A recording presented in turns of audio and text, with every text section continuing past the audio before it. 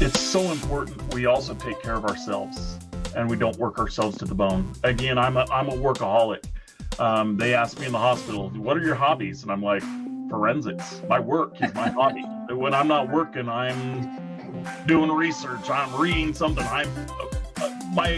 This is my only hobby, I think, And I was working, and that's what I did. And I didn't go to the doctors. When I was in there, I remember the doctor even asking me, last time you were at the doctor, what was your blood pressure at? What was your blood sugar at? And I was like, sir, I haven't been to the doctor in 18 years. Hey there, my name's Ashley Church. And I'm Erin West. We were once newly promoted crime scene and latent print supervisors on mutual struggle buses as we both simultaneously tried to navigate through the challenges within our forensic units. Now we run a business where we create tools and resources that we wish we had had to make these transitions easier. We like to talk about the experiences we've had in the forensic field, the good, the bad, and the ugly, in the hopes to create awareness around these issues and move the needle forward to create positive change in the forensic community. So if you're a forensic professional, regardless of your years of experience, who's not afraid to dive into real, raw, and sometimes uncomfortable topics, you're in the right place. This is the Forensics Unfiltered podcast. Hey, welcome back. This is Ashley, one of your co-hosts for Forensics Unfiltered, and today's episode is so good, definitely one you won't want to miss. We sat down with the incredible Jason Cole, who has had, let's just say, a wild journey through his forensic career. From being a police officer to a detective to working crime scenes, latent prints, sales. He's seen and done it all. But today, we're diving into the parts of his story you don't often hear about.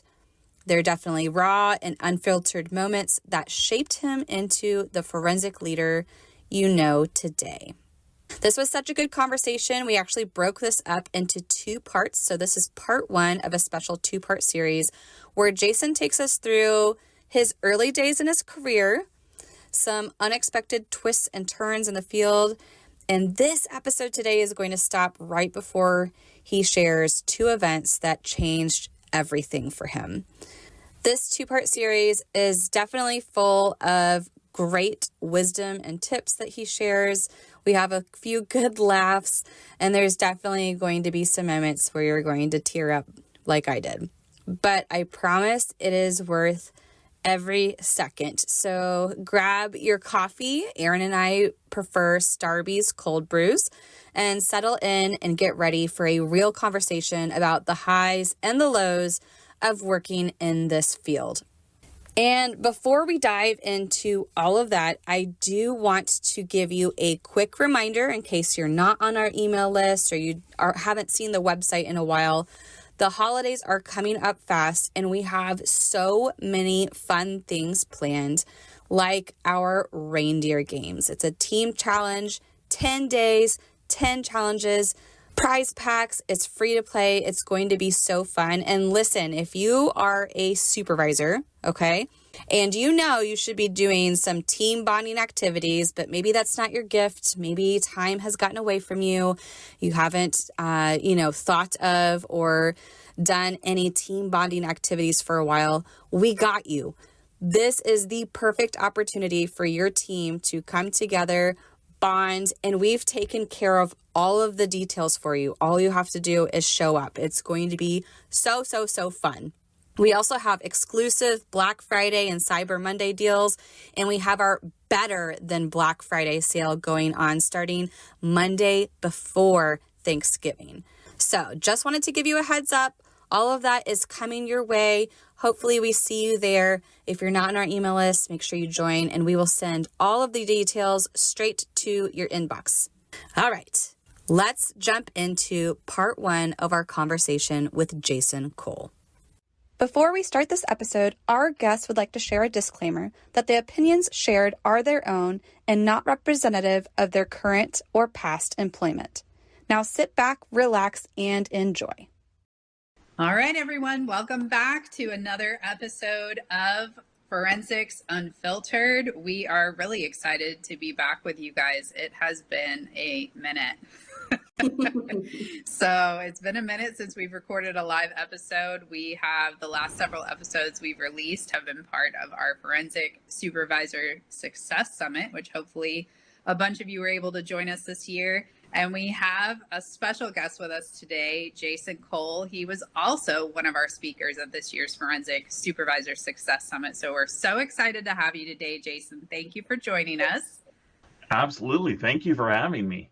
Yes, we're very excited to talk to you today. And you guys got a little bit of a talk with Jason at the summit, but we're really excited to have a full 30, 45-minute episode here, digging into Jason's background and some of the things that have happened in his life recently. We're going to talk about all of those things in good detail. It's going to be a great episode. So before we dive into everything, walk us through a little bit about your history in forensics. Kind of where did you start and what did you do along the way and where are you now? All right. No, thank you. So I kind of have a unique background and kind of a different way that I got into forensics. After high school, took a couple of years off, then started to go to college, and I struggled in college. I am not one of those who is good at, hey, here's this book, go read it, and then we're going to test you on it. And you got to learn to kind of regurgitate what was in that book. Jason just doesn't learn well that way. Jason is a very hands-on type person. And so I was doing the school thing, but still kind of struggling and looking at possible careers. And I was always intrigued with law enforcement. And so I started to apply with some different police agencies that had openings. And I was hired by the Sandy City Police Department. Now, Sandy's a suburb of Salt Lake City. It's a city of at the time, it was about 110,000 people. And Sandy hired me. They put me through the police academy and I became a police officer and I loved it. And as I got into law enforcement, I started to recognize and realize there's a lot of avenues within law enforcement itself, being a police officer, that exists out there. Well, there was an opening in investigations and I thought, someday I want to be a detective. I think I'd be a pretty good detective. So, someday I'm gonna put in for that. And the position closed, and then about 2 weeks later, it opened back up. Now, to me, this was my sign. I was like, oh, sign, there it is. Jason is meant to apply. Someday is now. Right? So Jason applies for the job. Jason gets the job. Now, come to find out, I later learned why not too many people applied for the job, because they knew what the job entailed. I was still very young and I didn't know. But at Sandy City, we kind of had, in the detective bureau, we had 3 different divisions. We had our narcotics detectives and then our crimes against property and crimes against persons. And this was a position in the crimes against persons unit. So there was 5 detectives in total, me and 4 others, and then a sergeant over us. And the 4 of the detectives handled all of the homicides, robberies, and sex crimes. The job I applied for and the job I got was domestic violence, juvenile crime, and missing persons. So in Utah, domestic violence is an enhanceable offense, meaning you get arrested once, it's a Class B misdemeanor. You get arrested again, it's now Class A. You get arrested again, it's now a 3rd-degree felony.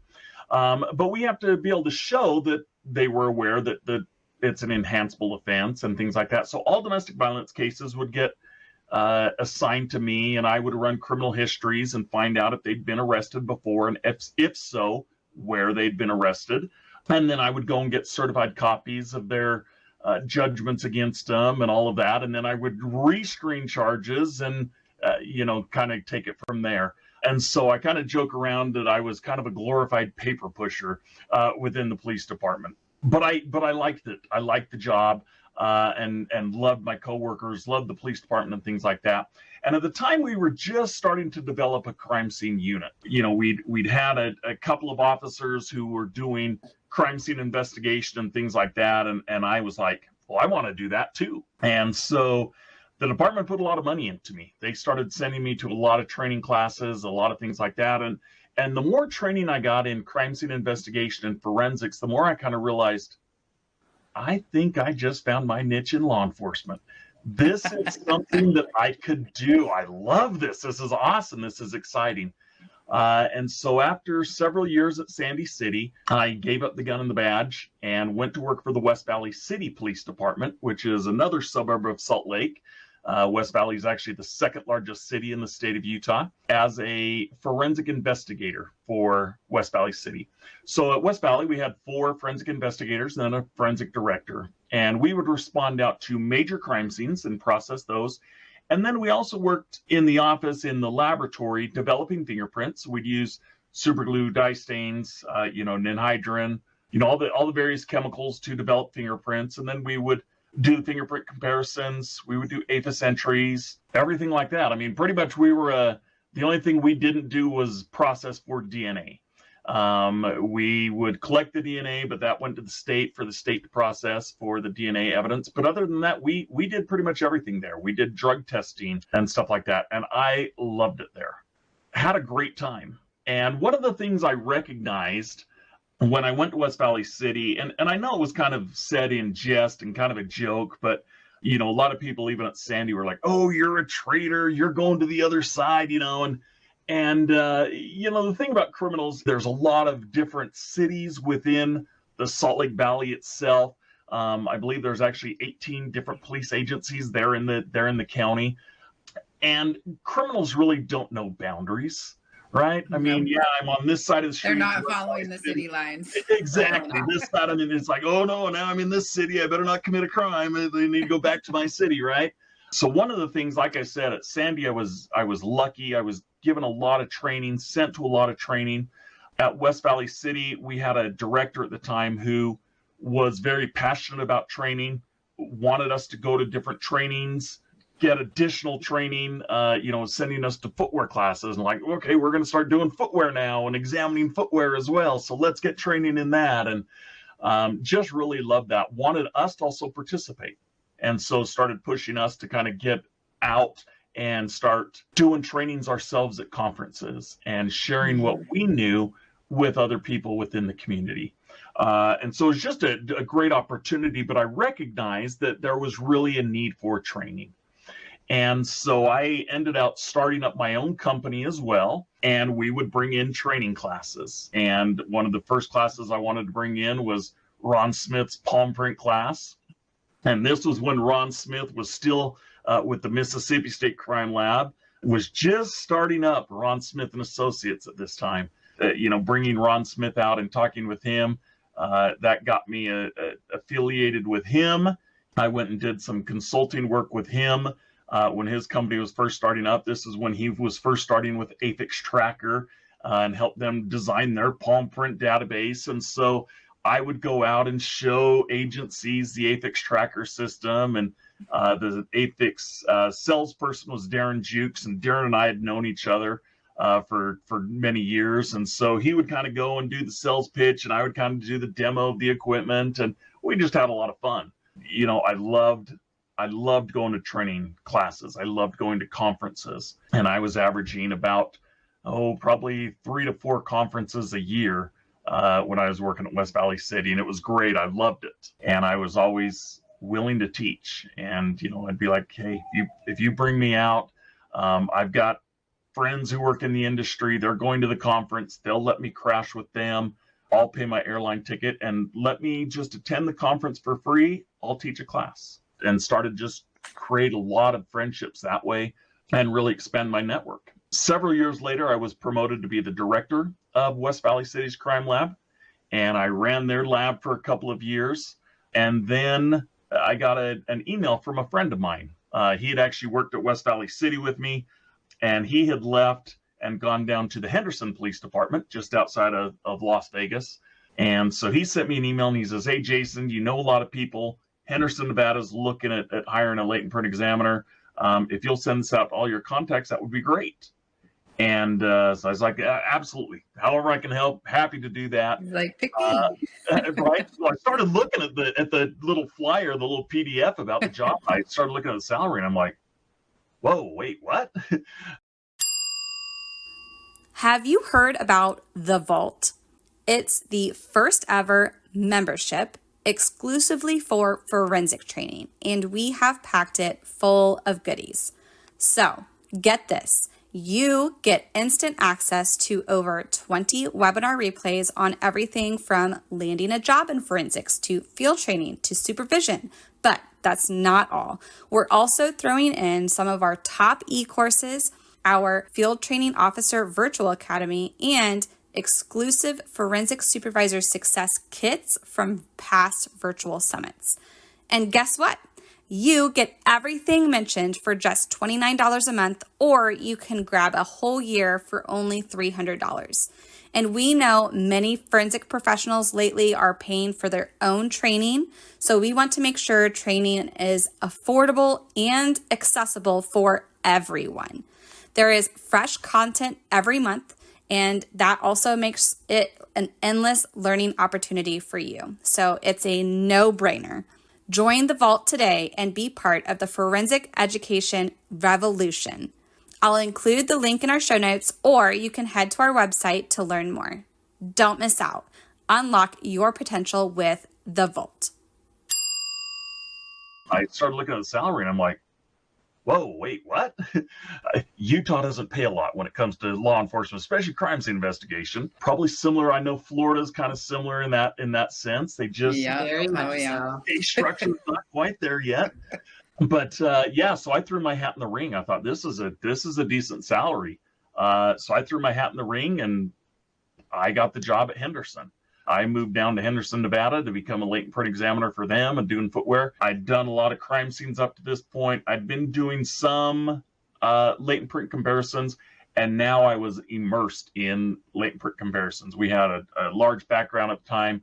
My friend Kent and I worked together, and we busted through, and our goal was to try to eliminate that backlog, and we were working our tails off, but I've never looked at so many latent prints in my life. It was, 4 days a week, 10 hours a day, just looking at prints. But it was great. Still love to go out and teach and do things like that. And I was actually at the Texas IAI conference, the Texas Division Conference, that was held in Galveston, Texas. And this was in 2000. Anyway, that doesn't matter. 2016, I want to say. Anyway, so I'm at the conference there. And it was vendor night, and I'm walking through the vendor hall, making my way around, talking to the vendors and things like that. And the guy from Foster and Freeman stopped me and asked how I was doing, and I checked in with him. If those of you remember Larry Dow, he was the salesman there at the time. And I kind of started to walk away after we had a brief chat, and he called me back and he goes, "Hey, I've got a question for you." And I says, "All right, go ahead."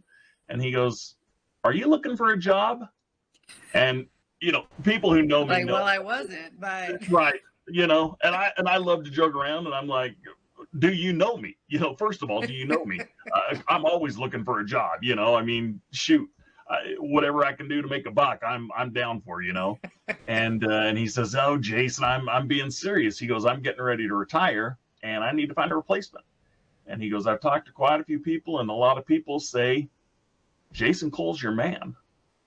And so again, joking again, I'm like, well, shoot, you could have asked me that. I could have told you I'm the man because, I am kind of a big deal. So, but I says, I'm really not looking for a job, but I'll hear you guys out. I'll hear what you have to say. So I met with them and they made me a heck of an offer. And I thought, I've now been in law enforcement for a little over 20 years. Maybe I'll go and do this. And so I took the job with Foster and Freeman. I moved to Virginia, which is where Foster and Freeman USA headquarters are at. They're at the time it was in Sterling, Virginia. We're now in Ashburn, Virginia, just right outside of DC. And moved there and lived there for a couple of years. And what an amazing opportunity for me. Doing a couple of things that I love. Number one, going to conferences. At the time, I pretty much go to whatever conference I wanted to. I was I was going to say, you'll see Jason at all the conferences. You would see me at all of them. At the time, it was the boss and it was me. We had a couple of application specialists and stuff, and I jumped in and I was going to all the conferences and quickly realized I needed help.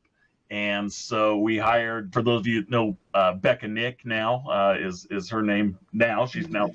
It was Becca Walls, but yeah, Becca Nick now. So yeah, Becca started, and she and I were just hit the ground running. And there was more work to do than even the two of us could do. And as a company, we've kind of still continued to grow. But that was one of the things I loved working for the company, was going out and visiting with labs. Visiting with people and seeing how they do things within their police agencies, their policies and procedures on how they handle certain things, their workflows, and also going to conferences. Now that I had a company that was supporting me and paying my way to go there, I was able to reach out to a lot of these local divisions and say, still willing to teach. And the cool part is the company I work for, Foster and Freeman, they're going to pay for my room and board. They're paying for my flight. I am a free speaker. Mm-hmm. So, which was really helpful to a lot of these small local divisions, and they loved it. And by going to these, again, expanding my network, just meeting the best of the best that the community has to offer.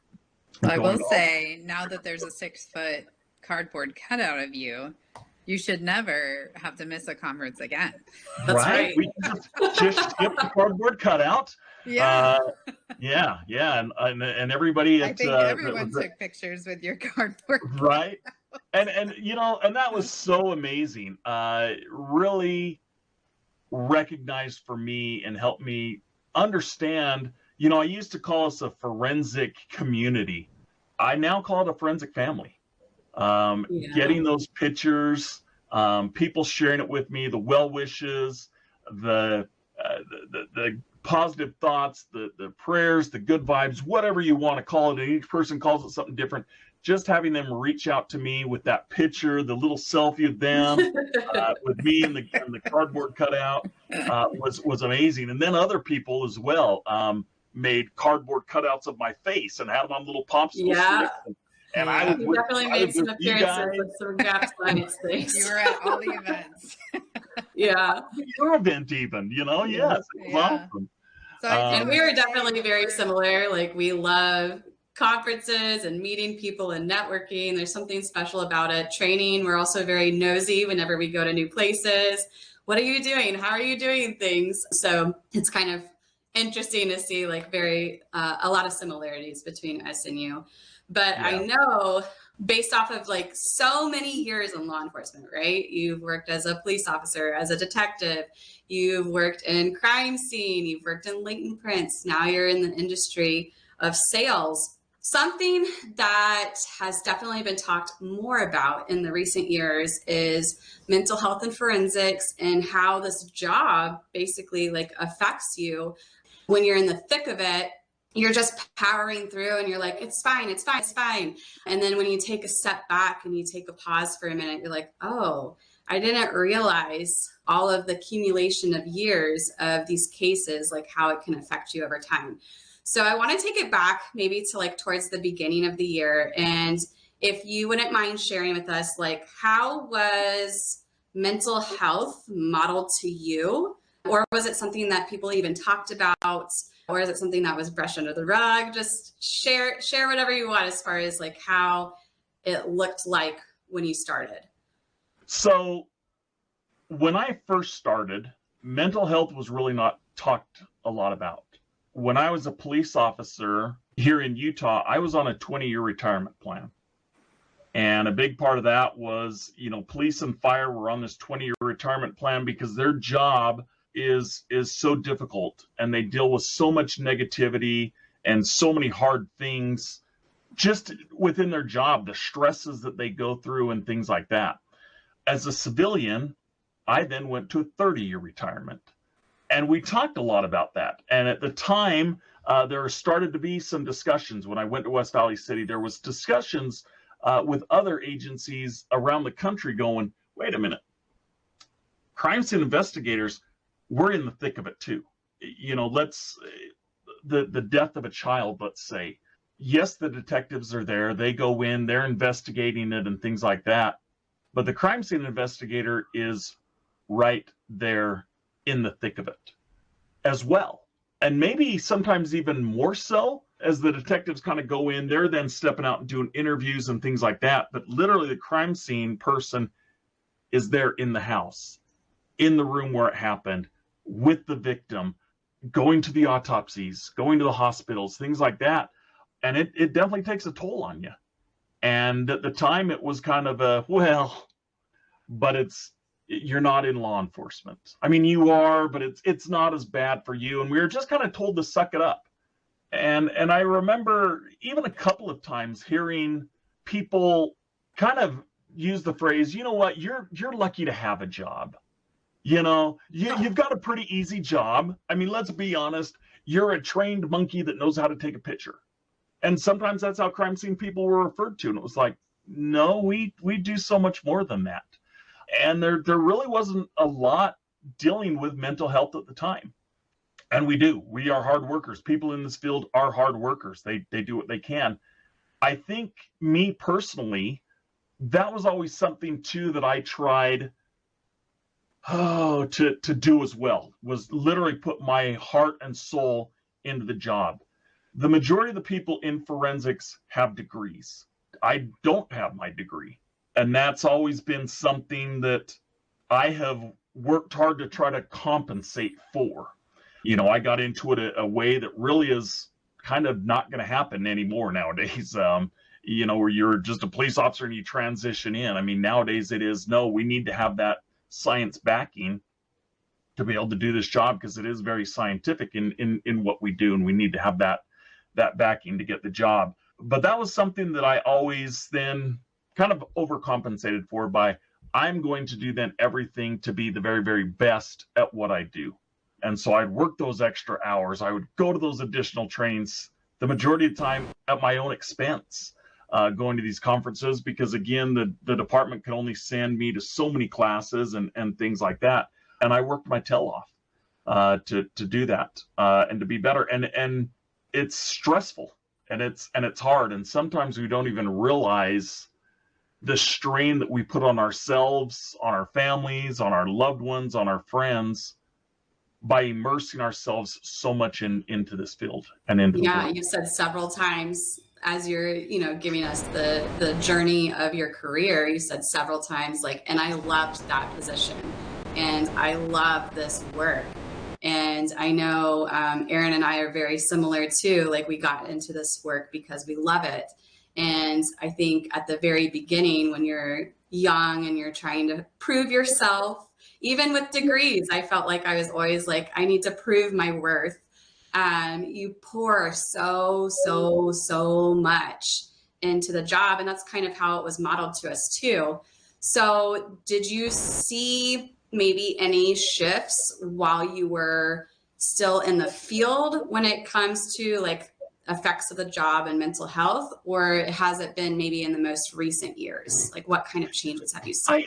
I think towards the end of my career at Henderson, I really kind of started to notice more people talking about mental health and the, as kind of I put it, that it's okay not to be okay.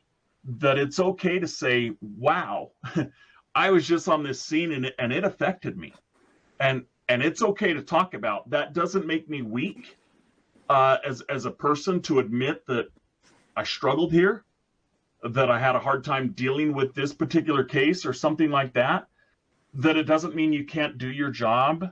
And that's really, I definitely noticed it within about the last 6 years, where we're really now talking more and more about it. You'll see topics like this at conferences where we're talking about it more. And I think it is so important to do that, because it is a stressful job. We deal with some horrible things. And if you don't talk about it to somebody, it can eat you up inside.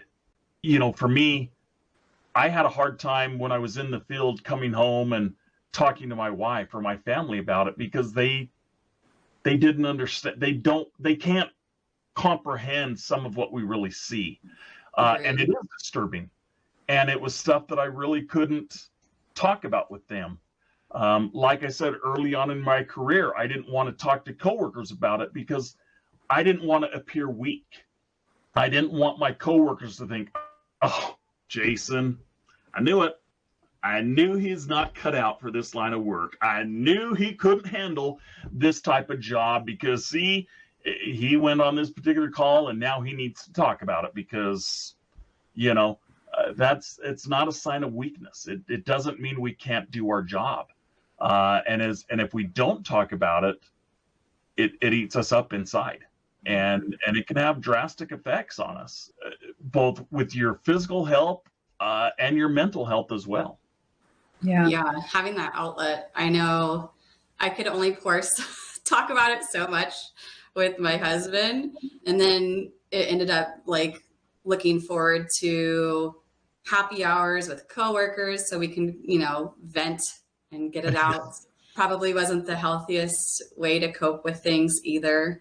I did have supervisors too. Like some supervisors were supportive of like when you come back from a call, like you immediately, I think it's just like nature. You want to talk about it with someone that's going to relate to it, right? But sometimes other supervisors saw that as like you need to continue being a robot. You need to continue working. Like you're wasting time trying to talk to the other coworkers about your experiences on that scene. Yep. I think Ashley and I, and we know that you have as well, but not only did we learn over time that it was okay to not be okay with certain scenes and seeing things and all of that, but we both had experiences as well, like throughout the course of our career, that really changed our perspectives on what was most important. And it wasn't until those kinds of things happened where, our perspective really shifted. So for just myself, for example, I was very much like, I'm available anytime you need me. Like, I will be here. I will come in early. I will work late. I will work weekends. I will work holidays. I will always answer my phone, always answer my emails, no matter what time of day it is. And then something happened in my life that I was like, and all of that changed. And so like now at work, I still dedicate a lot to my job. However, when the day's over, I'm going to go home. If you send me an email on a Saturday, I'm going to check it on Monday. And a lot of time in our classes, we talk about that to supervisors and leaders. Like, it's okay to check out for a little bit. And it's okay to be like, this is family time. And I'm not going to check my work emails, and I'm not going to answer that call. And we'll have a lot of supervisors be like, but oh my gosh, you have to, And so both of us had life experiences where it forced us to reevaluate like the balance, and not everybody goes through that. But I feel like you recently went through something like that. Has that kind of, if you want to share a little bit about that, has that kind of quickly altered your perspective on things like it did for us? Are you still in your adjustment period? 100%, 100% it did. So I actually have a couple of experiences, and I'll share a couple. Oh, please don't hate me. I'm going to stop it right there. I know I'm leaving you with such a big cliffhanger. But hopefully you're enjoying Jason's story so far. We're so grateful that he joined us to share his journey. And trust me, you don't want to miss part 2. So in next week's episode, Jason gets real about 2 life-altering events, one that happened right in the lab and another that struck him out of nowhere while he was teaching a class. These are, trigger warning, heavy stories, but they carry a message I think we all need to hear, especially as we head into the holiday season. But before we go, just a quick heads up. Don't forget to join us for the reindeer games. This is our way of adding a little forensic fun to the holiday season. And keep an eye out for our Better Than Black Friday sale. We've got some amazing deals that we put together just for you. You're definitely not going to want to miss it. Thanks for listening, and we will see you next week for part 2. Thank you so much for being here and listening to Forensics Unfiltered. If you liked this episode, would you do us a favor and leave a review letting us know specifically what you liked about this topic? It will only take a minute, but it will really help us plan future episodes so we can bring you more topics that you want to listen to. We'll be sure to provide any links from today's episode in our show notes on our website. Head to www.gapscience.com. Until next time, stay safe out there.